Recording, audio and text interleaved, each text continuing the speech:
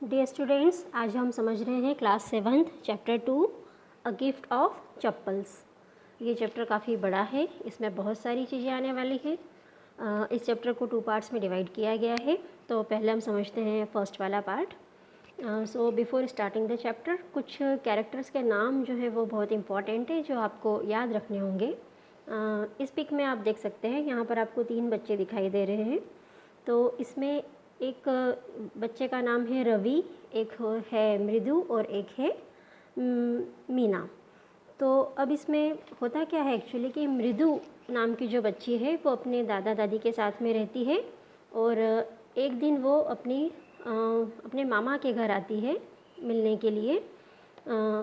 तो जैसे ही वो आती है तो क्या होता है कि रुक्कुमणी जो है वो इसकी आंटी है मृदु की।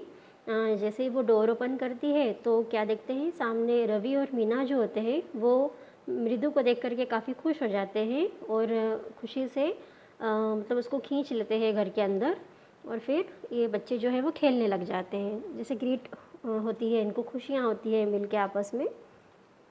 अब उस समय मृदु जो होती है वो बोलती है कि बस 2 मिनट रुको और मुझे जो है अपने चप्पल जो है, अपने स्लीपर जो है वो बाहर निकालने दो।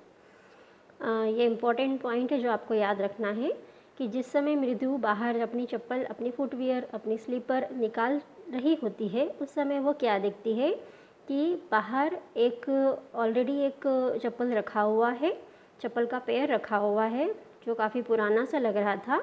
और उसके ऊपर बिल्कुल जो हमारे जो टोज़ होते हैं, हमारी जो पैरों की उंगलियां होती है, उसके निशान उसके ऊपर पूरी तरह से छपे हुए थे।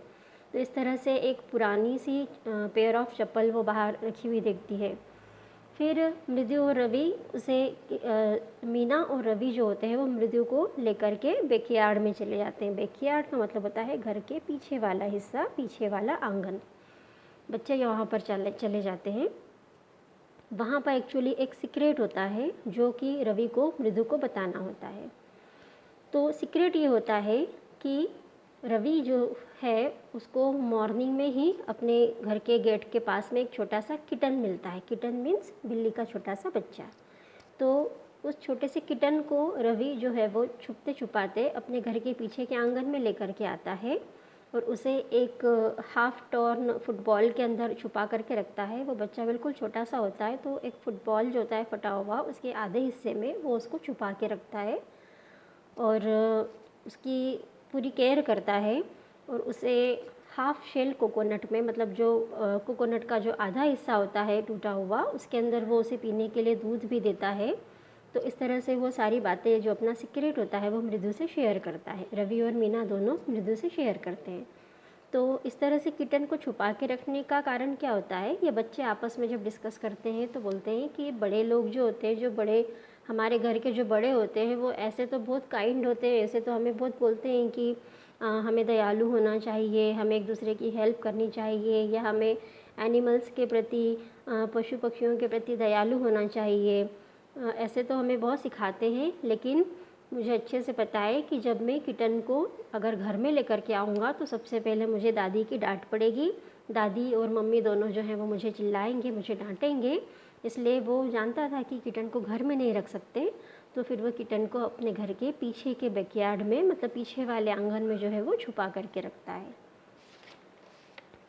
नेक्स्ट पेज पर हमें ये पता चल रहा है कि फिर ये बच्चे जब आपस में मिलते हैं, एक्चुअली ये सभी कज़िन हैं। जैसे छुट्टियों में आप अपने मासी के बच्चे, मामा के बच्चे, इनसे मिलते हैं, वैसे ये भी तीनों कज़िन हैं।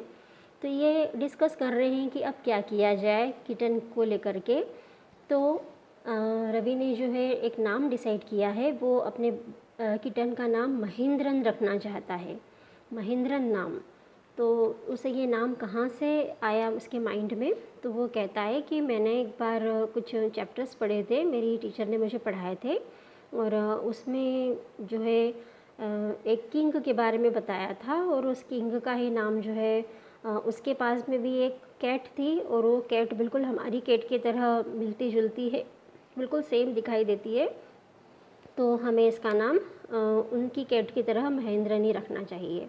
तो एक्चुअली फिर वो उसका नाम उस किंग की कैट की तरह दिखने वाली कैट होने की वजह से एक एंशंट कैट की तरह दिखाई देती है, इसलिए उसका नाम वो महेंद्रन रखता है। फिर वो ये भी बताता है मृदु को कि उसे कितनी प्रॉब्लम होती है केट को कुछ खिलाना हो, कुछ थोड़ा सा जो मिल्क वगैरह उसके लिए दूध लाने के लिए उसे झूठ बोलना पड़ता है अपनी दादी से कि मुझे भूख लग रही है और मुझे दूध चाहिए।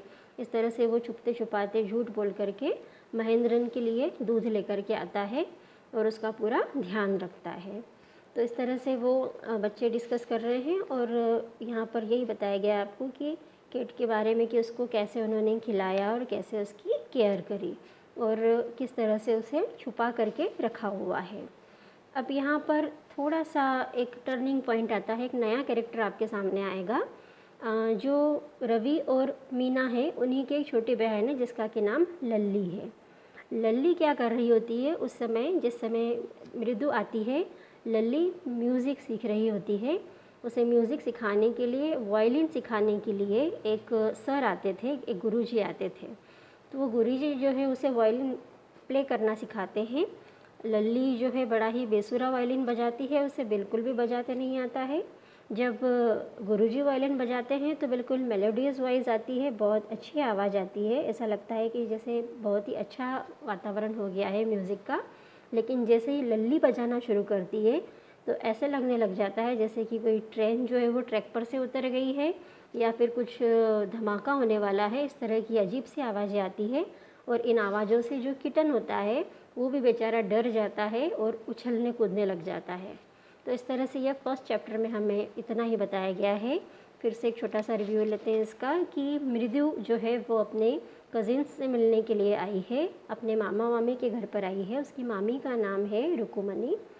उसके रवि और मीना जो है दोनों उसके कज़िन हैं और रवि जो है उससे एक सीक्रेट शेयर कर रहा है कि उसने एक किटन को अपने घर के बैकयार्ड में छुपा करके रखा हुआ है।